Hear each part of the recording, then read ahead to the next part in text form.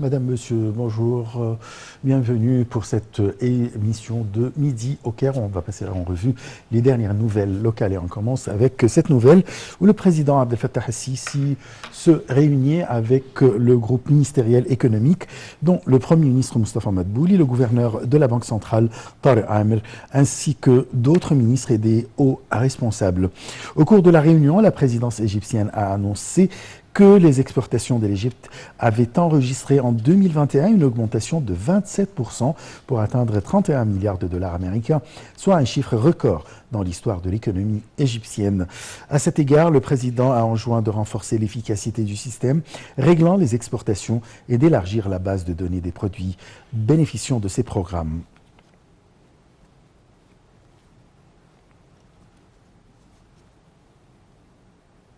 D'autre part, le président Abdel Fattah el-Sisi a reçu aujourd'hui Dr Reda Ouali, sous-secrétaire général de l'ONU et directrice exécutive de l'Organisation des Nations Unies du crime de drogue et de terrorisme, selon la page officielle du porte-parole de la présidence de la République.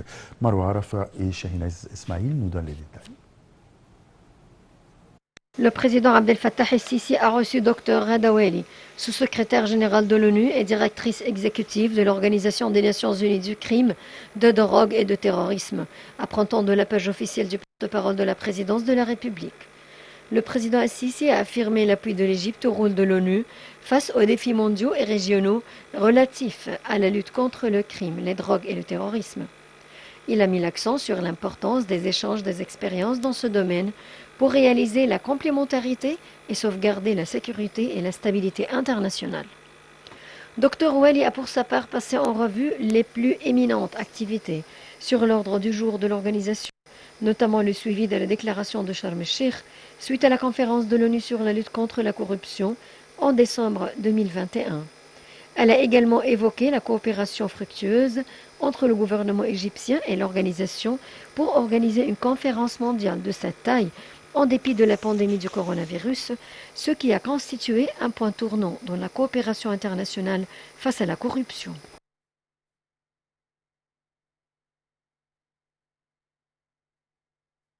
Le Premier ministre Moustapha Madbouli a tenu hier une réunion où il a passé en revue le système de repas scolaires. Le nombre de repas scolaires a atteint jusqu'à présent 200 millions de repas. Le Premier ministre a mis le point sur la nécessité de distribuer des repas à tous les étudiants, à commencer par le jardin d'enfants et jusqu'au cycle secondaire. Le canal de Suez a rapporté 6 milliards 300 millions de dollars en 2021, le chiffre d'affaires le plus haut jamais enregistré pour cette voie cruciale pour le commerce maritime situé dans l'est de l'Égypte, malgré un blocage historique en mars dernier. Marwa. Le canal de Suez a rapporté 6,3 milliards de dollars en 2021.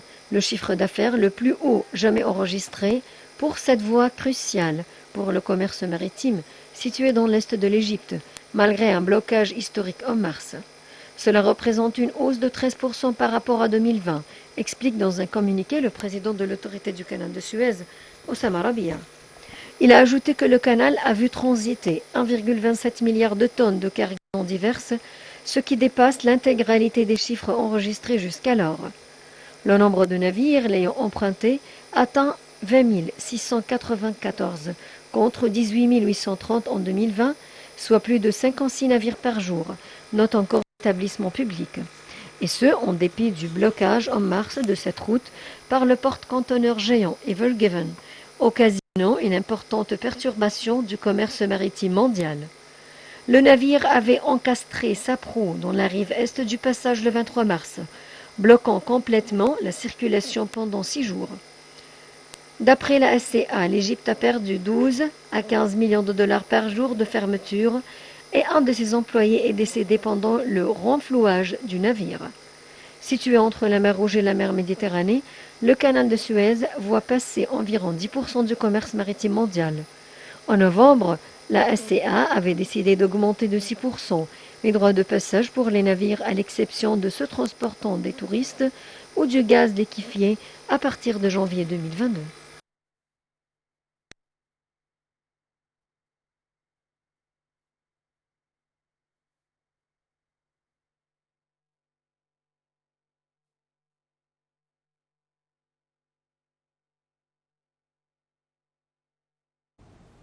Et pour parler de ce sujet, nous avons le plaisir d'accueillir au bout du fil Dr Raouf Ghaffar. Vous êtes expert en économie.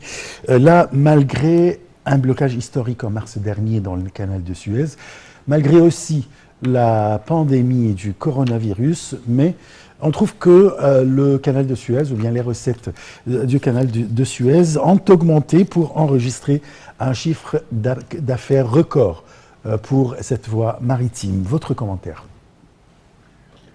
Premièrement, l'investissement du canal dans les dernières années est presque un va-et-vient. Ça a augmenté la performance, disons, du canal de Suez. Ça a augmenté le nombre de navires, ça a diminué le temps de transit, etc. Maintenant, justement, on récolte ce qu'on a semé. On vient d'entendre des très bonnes nouvelles, que, comme vous l'avez bien dit, que cette année, les revenus du canal de Suez sont des revenus records.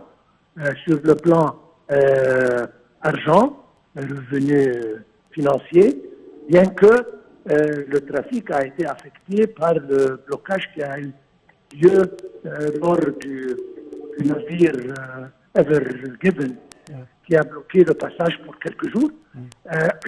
Bien que ça est arrivé, toujours, on a dépassé les 6 milliards de dollars pour la première fois.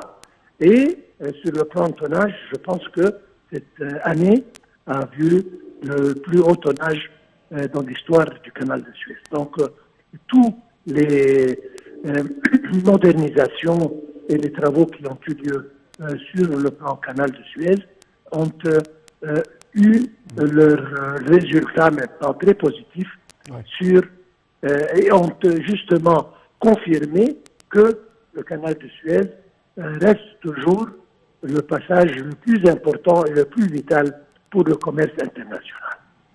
Je vous remercie beaucoup, Dr Raouf Ghaffar. Vous êtes expert en économie pour ces explications.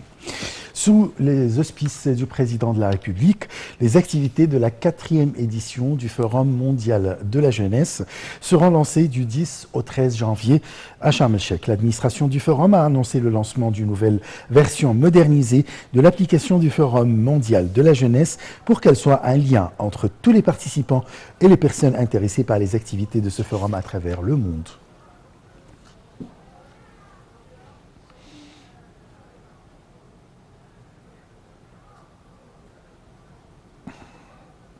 Les forces armées ont mené 41 exercices conjoints, dont 29 à l'intérieur des frontières égyptiennes en 2021, a indiqué le porte-parole militaire. M. Abdelhafez a publié une infographie sur les exercices conjoints des forces armées en 2021, soulignant que ces exercices ont eu lieu à l'intérieur des frontières égyptiennes.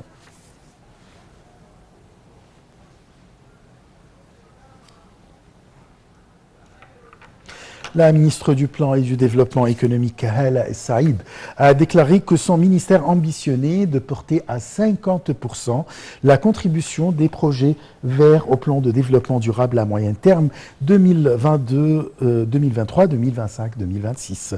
Madame El-Saïd a tenu ses propos lors d'une réunion élargie tenue avec des responsables du ministère pour suivre les étapes de l'élaboration du plan de développement durable à moyen terme, dont la première année est de 2022-2023.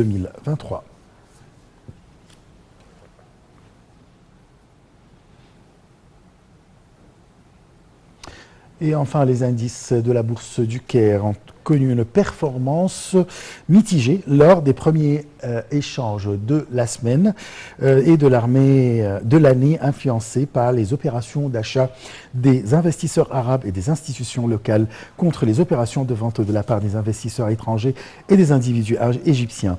L'indice principal EGX 30 a reculé de 0,2% au niveau de 11 890 points, tandis que les indices secondaires EGX 70 et EGX 100 ont respectivement haussé de 1,3 et 0,9%.